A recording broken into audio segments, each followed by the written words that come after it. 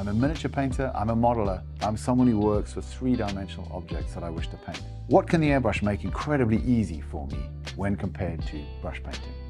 Okay, I've got a great example for you. Let's say we're painting a cloak. So this is beautiful flowing shapes that have a really smooth interaction of light, which is quite difficult to achieve when you're actually touching it like you are with a brush. So how would you approach that with the airbrush? So in the simplest kind of way of distilling this down, the very simplest way you could paint it, it would be this. You'd first of all hit it with a very dark value. Let's say a black, just to keep it super simple. Paint the whole thing black. Then what you do is, if this is the cloak, let's say this is the nape, the neck up here, and the foot is over here, and these are the billows in the cloak. What you'd do is you'd come at it from one side with white.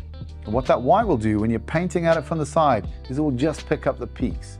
And then you might want to come at it from the other side as well and just pick up the peaks.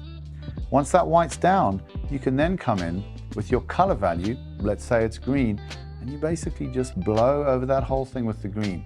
And what it'll do is it'll tint down all those whites. It'll give that beautiful kind of velvety sheen onto the black because you're working transparently with the color and just tinting what's already there. And hey presto, you've got it. You've got all the highlights on the cloak. You've got that beautiful flowing, accentuated by the way that you've laid down the light and the highlights. And you've got this incredible satin kind of texture to the paint. Phenomenal.